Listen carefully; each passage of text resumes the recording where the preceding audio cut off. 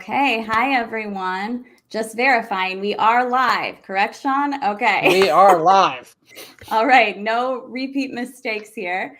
Hi everyone, and we want to welcome tonight Andie Biancone. She is assistant trainer to Patrick Biancone, also Gallop's horses, Breeze's horses, TVG reporter, you name it in horse racing, she's done it. So thank you so much for being here, Andie. Thanks, Jamie. Happy to be. Great. I just want to get this out of the way real quick. I have to have my fangirl moment because you and I have never met in person, but I've been following you and your career for a couple years now on social media. And I love all of your content. I love everything you post. I love watching you take these horses that you're helping to train all across the country, competing in these world-class races. I love watching you on TVG. You sound so knowledgeable and well-spoken. I love watching you get on horses. You look absolutely amazing on a horse. Like you are my goals. So, thanks, Jamie. I'm following you too. You're always so positive and just a great person of light on, in the very dark world that can be social media. Well, and I also wanted to say one thing I really appreciate is you post a lot about like this little girl group that you're in of like these super successful up and coming young women in horse racing doing various different jobs. And I just love that. I love to see you guys supporting each other, like sharing in your experiences in this industry. Like, thank you for that. Thanks, Jamie. Likewise. Girls got to stick together. We're all just, girls playing with our ponies at the end of the day. That's like what it comes down to. Just like, right? Sorry, Shawn. I'm not a girl and I don't have a pony, so I guess I'm out on this. Yeah, you're out on this one, but okay. So Andie, another thing I just wanted to discuss right off the bat, a little birdie told me that a couple days ago, live on TVG, you were discussing one of the first things that you look for in a horse. And I just wondered if you wanted to elaborate on that. For anyone who hasn't seen this viral clip, can you please explain? Yeah, well, Peter Miller had a first time gelding in the group named Continental Drive, and he was my second pick. I think had a John Sheriff's horse on top with Continental Drive underneath. And Peter Miller was saying, I don't think the gelding really made a huge difference in him behaviorally. Like he's just always been pretty cool, but I just like to geld things. So, and even though, he said it didn't make a big difference behaviorally, I kind of wanted to talk about like, honestly, if I'm being 100%, it just like came out like started on this topic and then it just like rolled out of my mouth because it is true. I do look for like the size and, characteristics of horses when I check them out, seriously, because it can make a big difference. Like even behaviorally, if gelding a horse didn't make a difference, sometimes physically it can be a big relief for them. So, that's a really good angle I like to play. And I don't know if a 9-5 favorite, like in a maiden race, has one huge testicle and one little one that's like getting sucked up, like I'll never pick that horse. I'll always be like, no, next. Like that's a no-go for me. Yes. Yeah, because, or if their balls are twisted, like things like that can make a huge impact. You wouldn't think so, but it does. It does, absolutely. And that is a great angle for anyone who didn't know that before. Now be on the lookout. So we appreciate that here. Also have the people that are looking at the people seeing to see if they're actually looking or not. About it. Look at me. But like I really thought I was gonna get fired after I said that. Like I said it and I was just like, oh no, it was great. It was great. I kept seeing it everywhere. Like everyone was reposting it. I'm like, this is epic. All right. So Andie, I read somewhere that you are like truly a legacy horseman and you are a 4th generation horseman. Is that correct? That is correct. I'm just 4th generation poop scooper. That's, I like to see it, but yeah. So it's been in the family for a while. Okay. So we know your dad, Patrick, he's like a multiple graded stakes winning trainer. What did the other generations do? My grandfather, Pierre, was a jockey and then a trainer. And then my great grandfather also was a jockey and then trainer. Yeah, Patrick tried to be a jockey but couldn't do the weight, obviously. So he was champion amateur jockey and then in France, and then he also rode steeplechase races. So Okay, very cool. And I see yeah, that he likes to supervise your riding very up close and personal. So that's helpful. definitely. He had radio on me all the time, and he's like, Andie. Yeah, he's just, you know. Oh my gosh, that's so cute. I love it. Okay, so right now you're in California. You've spent the last few years in New York, Florida, Kentucky, East Coast racing. So what exactly are you doing over there right now? Well, it's almost kind of like a little homecoming because I grew up around Santa Anita, just right in Arcadia, and graduated from Arcadia High School, like did a year at Pasadena City College there. And I used to always just go with my dad, to the barn, like as much as I could. Like I would try to ditch school and just go with him to the barn, or I'd be there on the weekends, hot walking. So it was kind of crazy coming back here because the last time I was in Del Mar, I think I was 15 years old. I was hot walking for him, and I used to be like a working student. Like I would clean stalls and whatever just to be able to take lessons. Sure. So hot walk for him in the morning, and then he'd drop me off at Show Park around like 8 a.m. and I'd start my little working student job for a trainer named Shelly Stoll out there. So like coming back now, and I used to always dream of galloping horses when I was younger. Like that was like my ultimate goal. I just wanted to gallop, and also doing TVG. It's just kind of crazy coming back here after so many years and looking back on the things I used to do and being here now. It's really exciting. Awesome. Yeah. Now, something I was really curious about, you've had so many just amazing experiences in your short career in racing already. You got to run in the Kentucky Derby. You got to run in the Breeders' Cup. You got to take your own string to Saratoga. Like, what would you consider maybe one of your best moments in horse racing where you just felt like, this is it? Oh, there's so many. Well, Saratoga, I mean, the first time my dad sent me out there, he sent me with 2 horses, just me. I had no hot walker, no groom, nothing. So I was getting there in the morning, doing the buckets. Then I'd get Oops ready, walk him for 30 minutes, get on, go to the track, come back. I would tie him to a fence, and as long as he had hot water on him, he would stand like perfectly still. So yeah, legit, like walk in, Wow. raise him, come back at the next one, and I would do my stalls last. I would finish at I was so slow. I would finish at like 1 o'clock every day for 2 horses. So slow.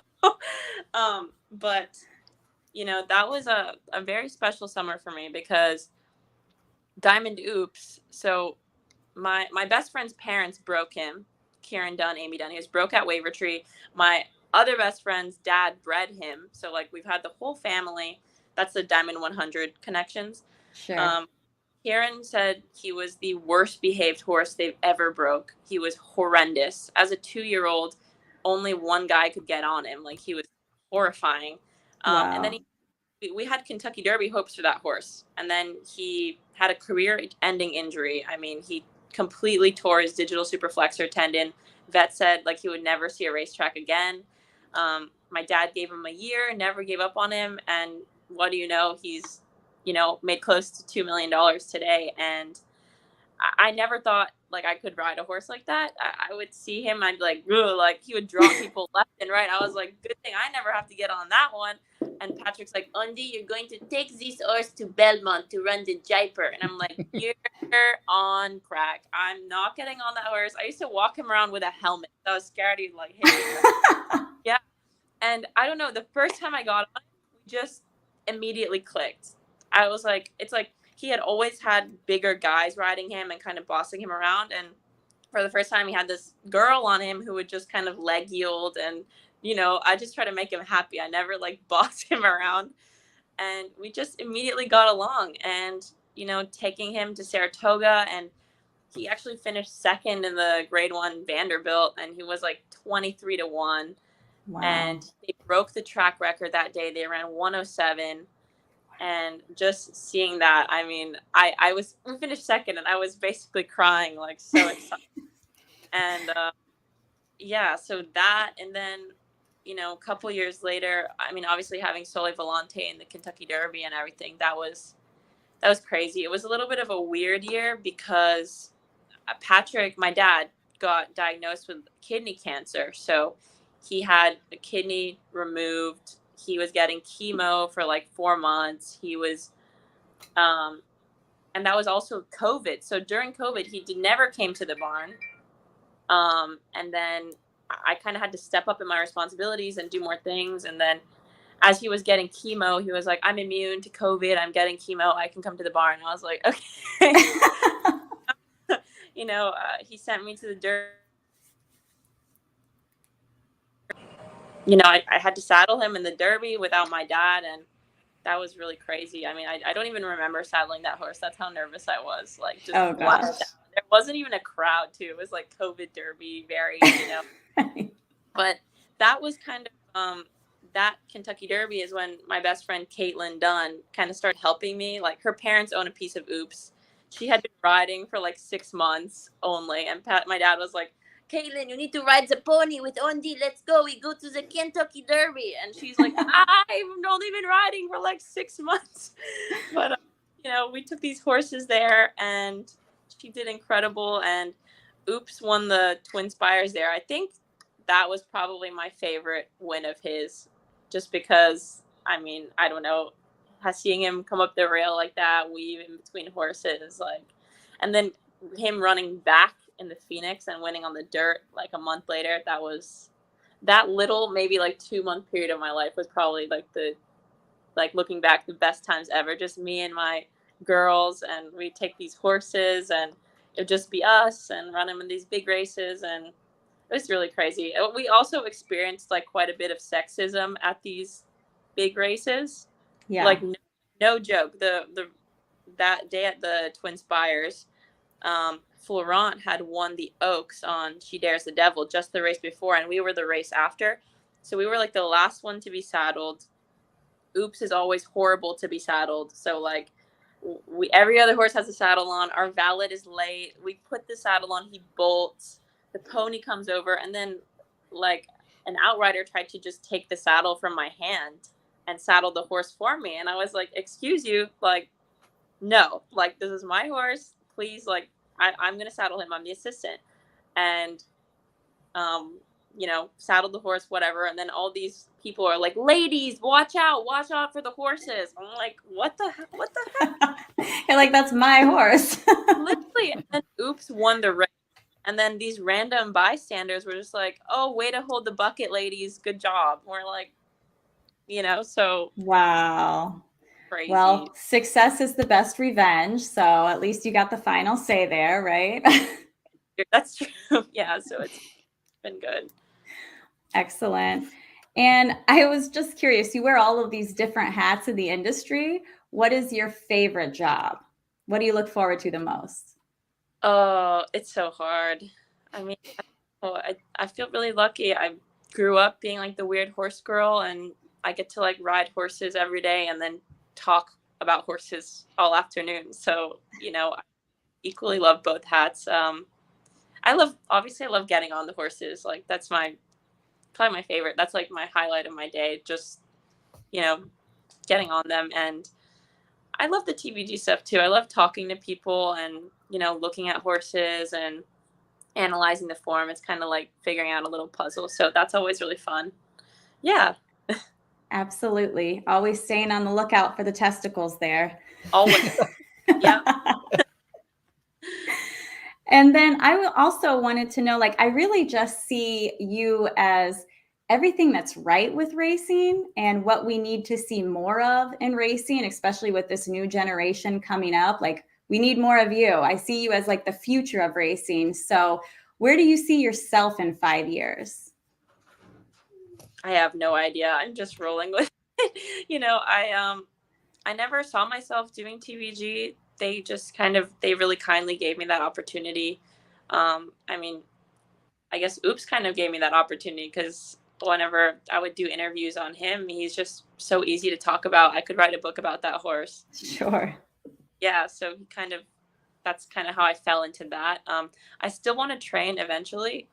Maybe not right now, but maybe in like 15 years or something, or 10 years, I'd like to be one of like a little old lady trainer with like a couple horses and like, like galloping granny. Cool, for sure. Oh, I know. She is, right? Yeah. So I don't really know. I'm just kind of going with it and absorbing as much as I can. I mean, this generation really, like, so many talented individuals. Like, I see a lot of really passionate young people, and you're absolutely right, Jamie. Like, that's what the industry needs. So it's really great to be surrounded by a good group. There's so many young girls, like, Yes, you're females, and everyone's very hardworking. So it's nice to see that. absolutely. You mentioned about the dark world of social media. I gotta say, every time I say somebody and I love all you guys. I've had a lot of people on TVG. There's always negative people that have something to say.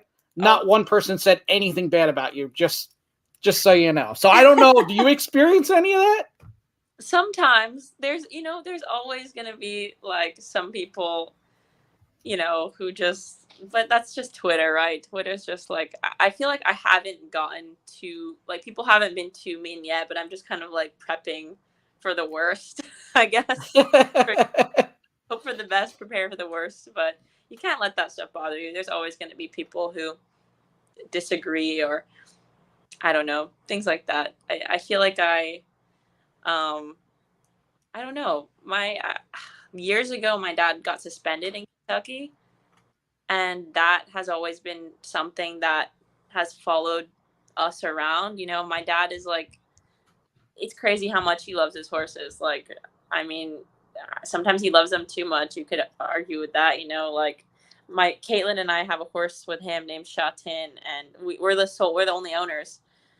And like, he ran the other day, like, no good. And me and Caitlin are like, well, we need to drop him. And Patrick's like, no, let's send him to the farm. I'm like, but so he really loves his horses. And I don't know, but for a while, like, people would always like kind of just call him out, like call him like a, like a drug, like that he was a drugging guy or whatever. And I'm like, oh, I won't even give a pre-race to a horse, barely, you know what I mean? So, he's very like minimalistic, and that happened so many years ago, and he never had a positive test, nothing that kind of just like detroed him, if that makes sense. So yeah, I mean, we've seen it before. That is the good thing about what HISA is trying to do, is making things, level for everywhere. Because I've seen great trainers who take great care of their horses end up in trouble because, oh, I did it according to Texas, but Louisiana is different, et cetera. And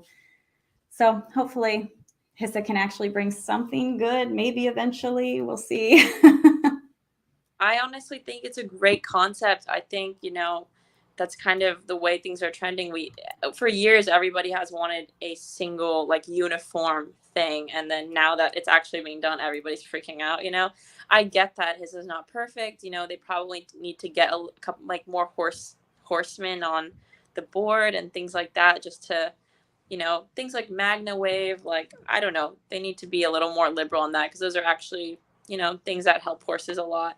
But I think it's the right idea, and I don't think they're asking too much. Like, for everybody to get online and be registered, like, that's a good thing. And people are like really trying to put the brakes because of that. And I was like, they're not asking that much, like, Yeah.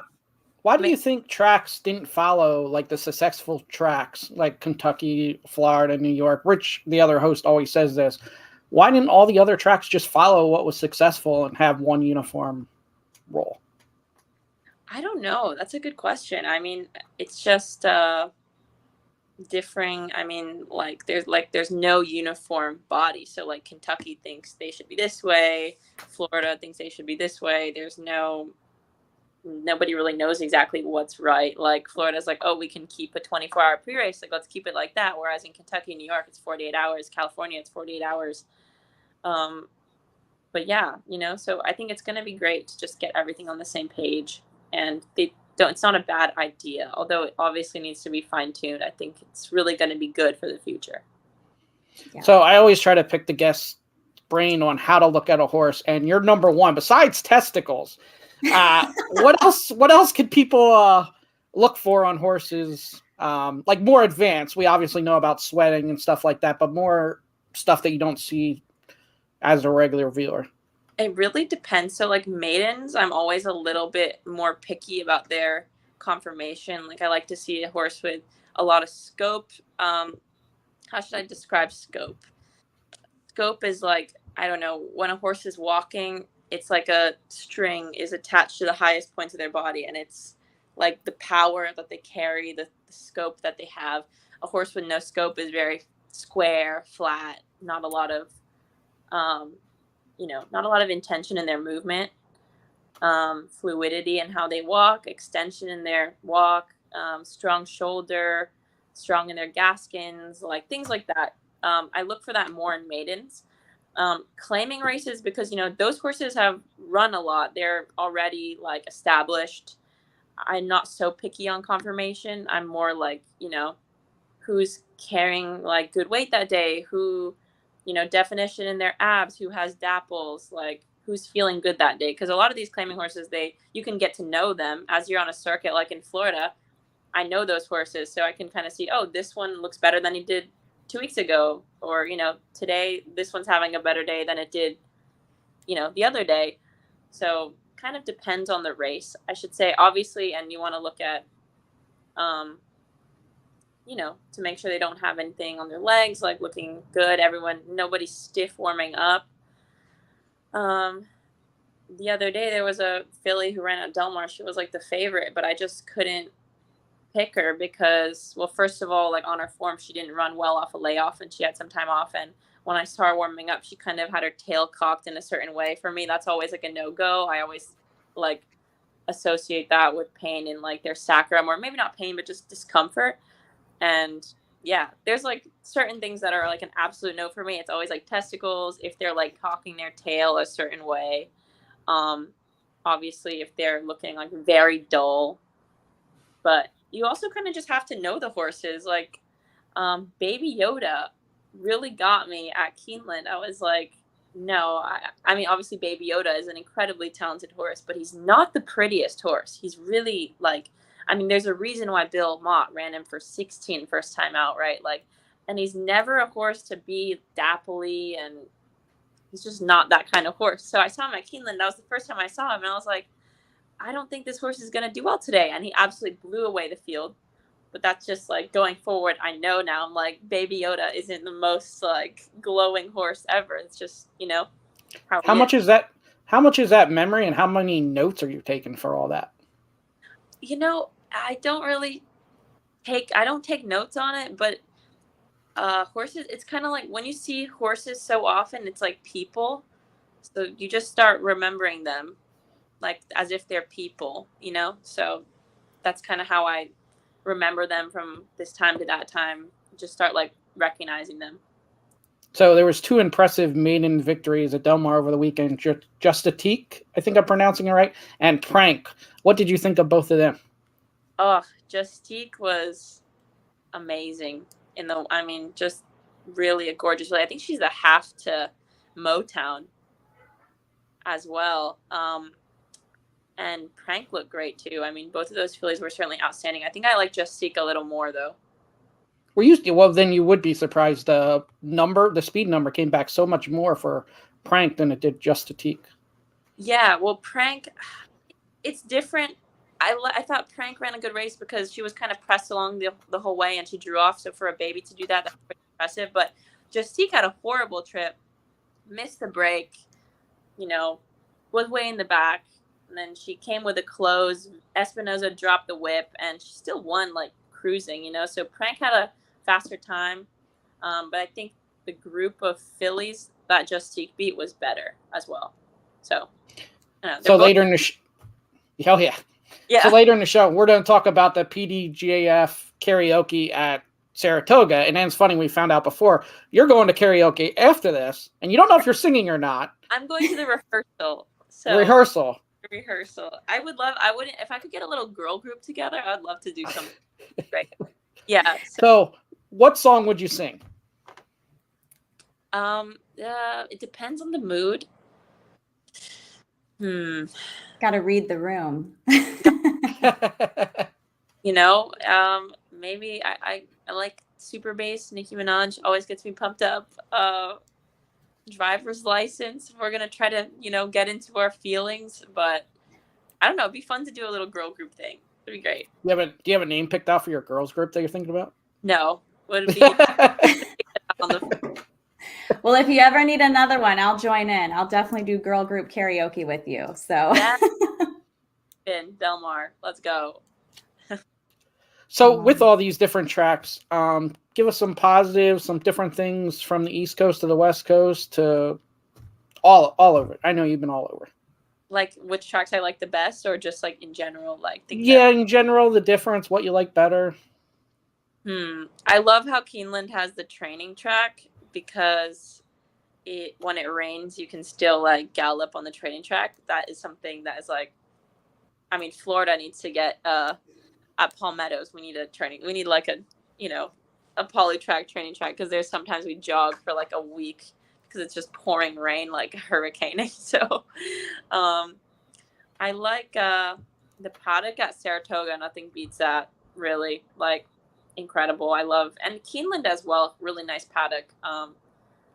But yeah, Saratoga, you can't beat that paddock.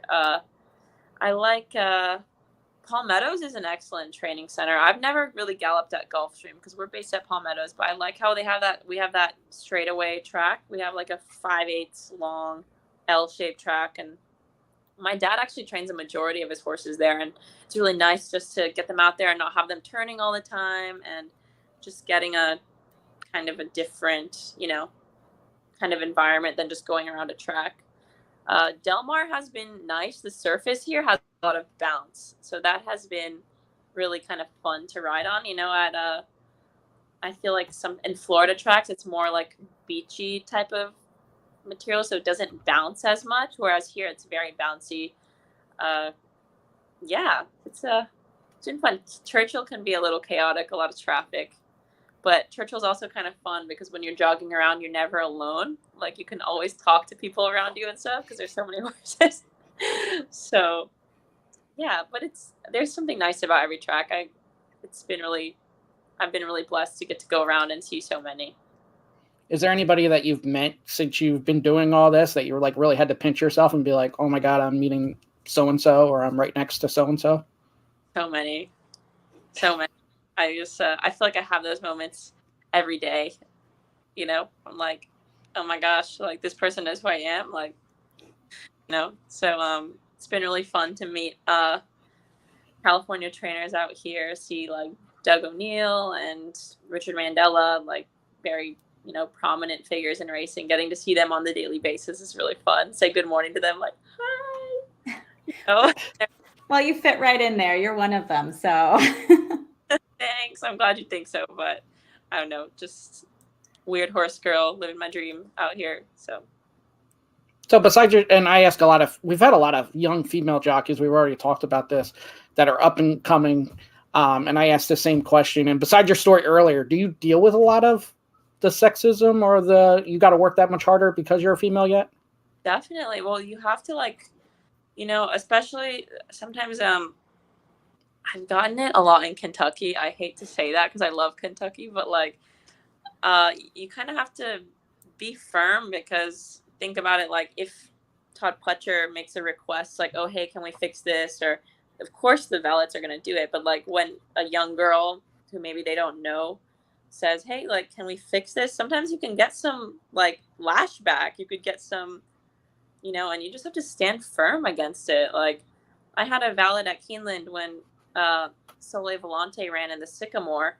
I put the saddle on, put the undergirth. I always make the horse do a round before I put the overgirth on, just so that they can kind of stretch out a little bit. And the saddle pad was completely crooked. And I was like, hi, like, do you mind if we fix this? Like, the pad's messed up. And he's like, hey, like, what do you want to do about it? I was like, yeah, we need to fix it. And he was like, ugh, like, so we, put the saddle off, fix the pad, whatever, put the overgirth. As soon as we put the overgirth on, he just walked away. And I was like, excuse me, I have blinkers. And just ignored me. And I said it louder, excuse me, I have blinkers. And he just went like walked away. And I was like, okay, I guess. And so I put my blinkers on. And after the race, I pulled him up and I was like, hey, like what you did there was really disrespectful. You wouldn't do that to Kenny McPeak or Todd Pletcher. Like, just because I'm young and I'm a girl does not mean you can treat me like that. That's, we're doing our job to ensure the safety of the jockey. And, and he's like, yeah, but you took so long. And I'm like, yeah, well, what's the rush? Like, we weren't even the last ones to be saddled. Like, it's still not an excuse to treat me like that. And then he initially, he apologized and he was like, okay, I'm really sorry. And like, from there on, never had an issue. But you really have to stand firm. You can't let people treat you like that. Yeah. Have you been? Oh, sorry. Go ahead, Shawn. Go ahead, Jamie. You're good. Oh, I was just going to say that just reminds me of when Maddie Rowland was on here, which was actually before I came on the show. But she said her number one piece of advice for young women in this industry is don't take anyone's shit. And I just love that. Yeah. Yeah. Her attitude, right like yours, was like, I'm not dealing with it. Yeah. You have to be really firm because they'll just run you over. Like, be nice, but, do no harm, but take no shit, Yeah. That's vibes. So when you did do the Kentucky Derby in 2020, was it a little bit easier that there wasn't the crowd? Could you imagine all those fans screaming while you were a little nervous? I mean, I was so nervous. Like, I think I was shaking putting the vet wrap on. Like, it's a lot. They make you walk in the chute for like 30 minutes and you walk over and you're in the paddock for a long time. Even with no crowd, it's just such a long process saddling them. And, for all the media and stuff, that it does feel a little bit more nerve-wracking. I really couldn't even imagine with a crowd. I probably would have like passed out because I legit, like I said, I don't remember saddling the horse. I was just like blacked out, like so. How did that compare with your first time on TVG? Oh, that was I think TVG was definitely less scary, but I definitely had big camera anxiety. I mean, sometimes I still do. I had to cut caffeine because I would just like my face start twitching, like profusely twitching, sweating, like start sweating a lot. So I feel more natural now. Like, you just have to remember you're having a conversation, you're bringing information, you're collecting information and delivering it like a conversation. When I first came on to TVG, I was like, I don't know. I would come back every day and ask the producers. I would be like, am I fired? You guys gonna fire me? I'm fired, right? I'm done. This is it. It's a wrap. Wrapping it up. Like, yeah. So I feel a little more chill now, but it was definitely nerve-wracking when I started. No, you're great on there. I love seeing you on TVG. You? I don't think they're going to fire you. No. Some days you feel really good. Some days it's like anything. You have your good days and your bad days, but you just got to kick on, right? Yeah, and you just remind yourself you've been around it all your life, so who else, you just got to be comfortable. Your knowledge is above everybody else's, so you just keep doing your thing. I'm surrounded. It's a really good group of people. TVG, everyone is so knowledgeable and just incredible to work among such a talented group of people. Mike Joyce actually helped me a lot. He, when I first started, was kind of like coaching me a little bit, and he was like, hey, it's just TV. You're not doing brain surgery.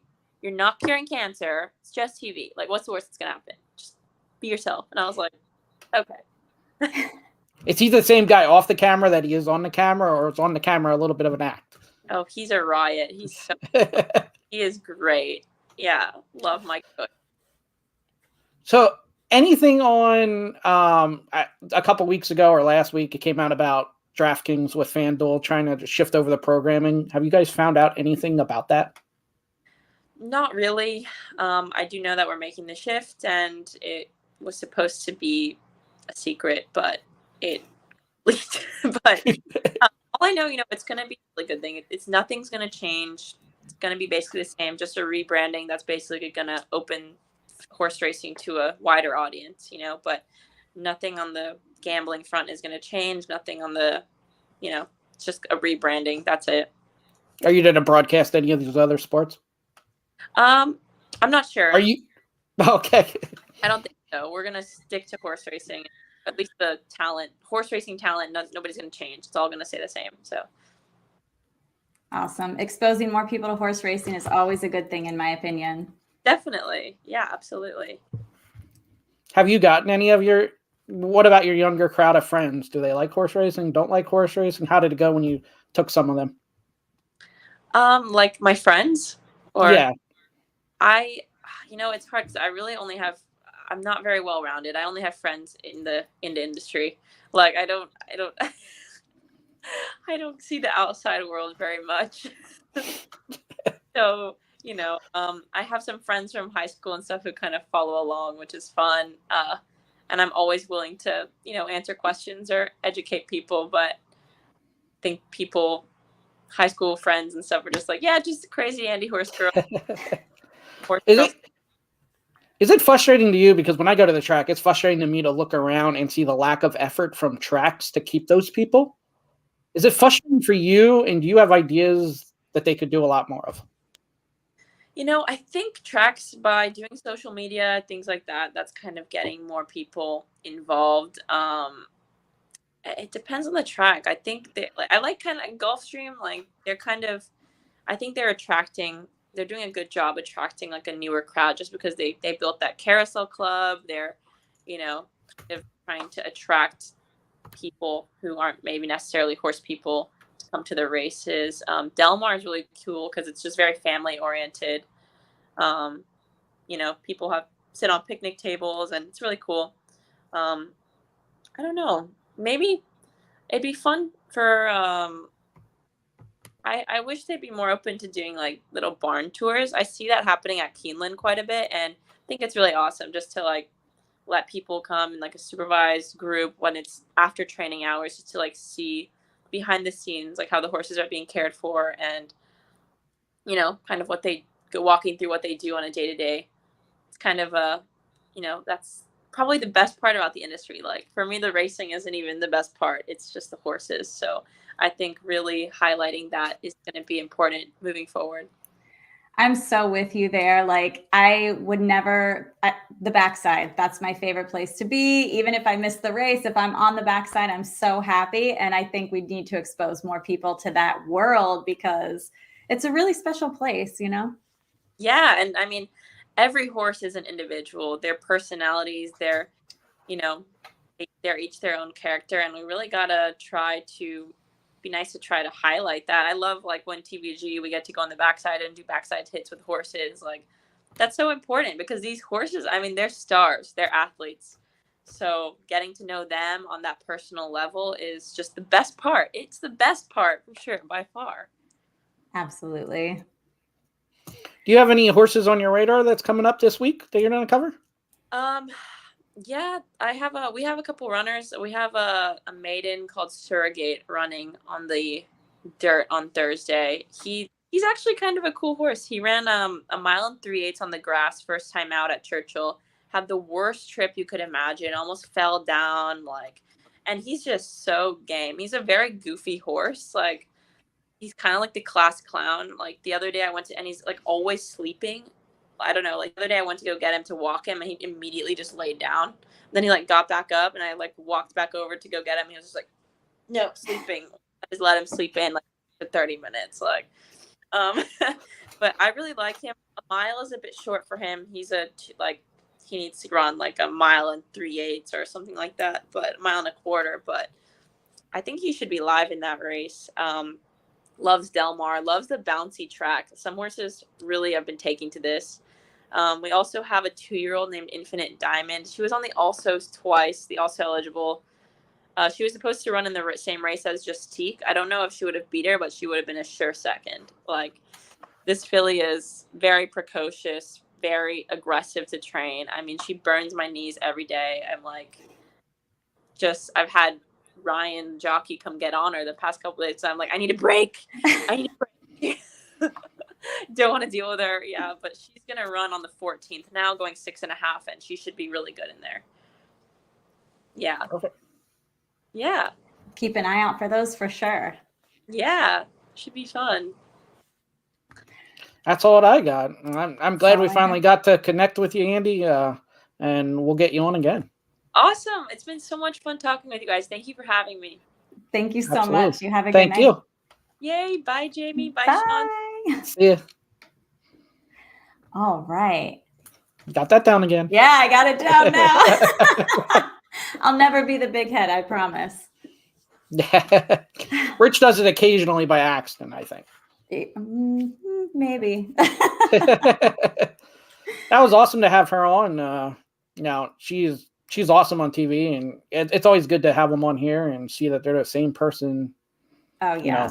She's off the great. camera, She's so sweet. I mean, like I said, we've never met in person, but we've communicated back and forth a bunch of times on social media, and she's just a very genuine person. She's like very friendly, will reach out. I mean, it seems like she will help anyone. Like, she's really kind and sweet. I love her. Yeah, absolutely. Okay, so as far as racing news goes, we mentioned the jockey karaoke. So last weekend was the first leg of it. Apparently they do like a East Coast versus West Coast karaoke thing. Let me see if I can do my little screen share here. Sorry, everyone, I'm still learning, but okay, so the jockey karaoke this last weekend was at Saratoga.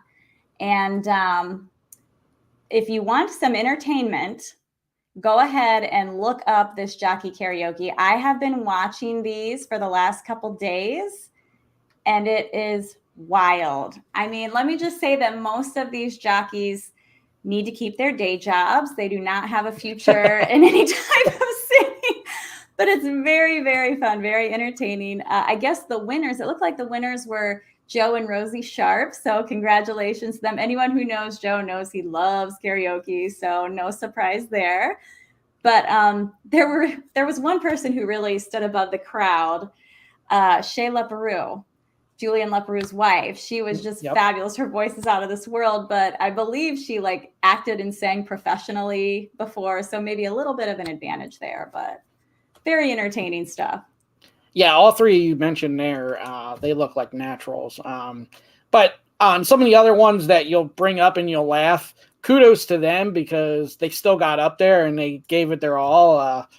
I think about that. I'm like, well, I couldn't even do that if I had to. So, and I mean, I guess they raise like $100,000 every year for the permanently disabled jockey fund, which is such an important charity that does so much for our riders who have had, career-ending injuries. So kudos to everyone who participated in that. And next weekend, they'll have the West Coast version, the Del Mar, which Andie's going to the rehearsal tonight. I didn't realize that they rehearsed. It doesn't show sometimes, but that's okay. I'll also say, and I've said this before when they come on here, some of these jockeys, their first language is Spanish. Right. And they come on here they'll speak English. They worked on it. I couldn't go on a show and speak Spanish. So, and then they're up there singing songs in English too. So, I mean, it's amazing. Yeah. They're talented in more ways than just being a jockey. And it's so great to see them giving back and doing something so just off the wall as karaoke. Very fun. And Absolutely. Then Shawn, I don't know if you wanted to talk a little bit about the Manitoba Derby and what happened there. Very cool. Yeah, Robertino Diodoro had 3 of the 8 horses, and they finished 1, 2, 3. Trifecta paid like $33 for $1. Wow. So he swept it. Yeah. The favorite was on the outside at 1-1, and he finished out of the money, so it paid a little bit. But congrats to Robertino Diodoro, who we've had on the podcast before we were a YouTube show, and we'll have him on some other time too. But anytime his horses go anywhere, you gotta play him. Absolutely. Yep, he had the best day ever. And then, let me see if I can pull this up too. We were talking, you and I, earlier about Rich Strike. Apparently, he just had a decent little work and over at Churchill in preparation for the Travers at Saratoga.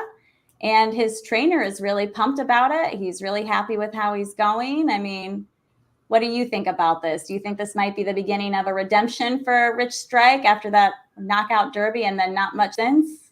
No, I think this is a bad spot. You don't want to be a dead closer at Saratoga. The track's starting to, first 2 weeks it was all speed. Now I'm starting to even out a little bit, but you still don't want to be the horse, starting out last, circling all those horses. And he's going to face some good horses too. So I hope he does well, but I don't see it here, especially winning. I don't see him winning at Saratoga, no matter how well he works out.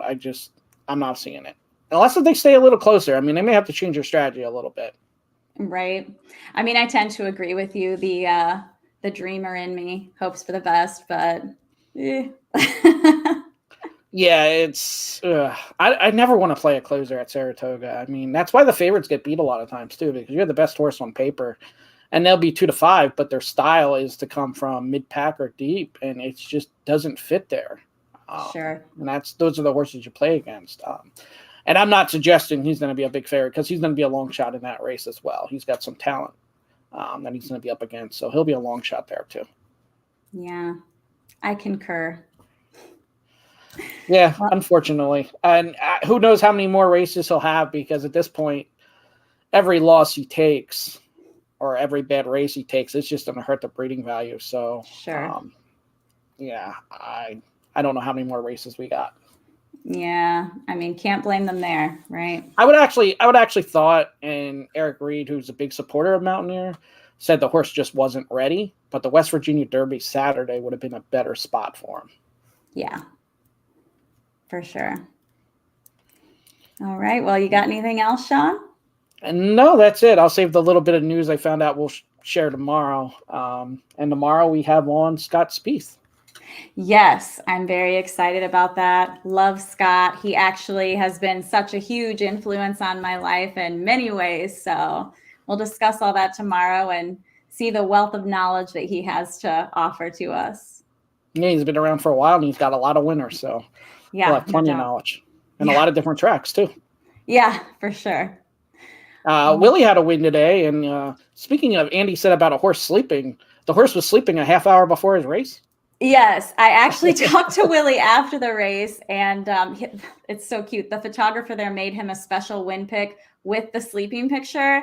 So this horse is actually a really good friend of ours. It's for Ron Potts, but the horse just he's got a fun personality, very lazy, very like hard to get motivated to do anything, super chill. So it was a fun one for sure for Willie to win on that horse. So. Okay. As long as he answers the bell when it's time to race, those are the horses you want, no matter what they're doing beforehand. He was quick when it mattered. Yeah, absolutely. And then Thursday, the Players Edge crew will be live with, speaking of West Virginia Derby, Mountaineers announcer Peter Berry. Yes, I saw that. That's going to be great. Yeah, it'll be another great show. We had him scheduled before, and then something came up, so I'm glad we were able to hook back up and get him on here Thursday. Absolutely. And hopefully we will see you guys in the winner circle. All right. See ya.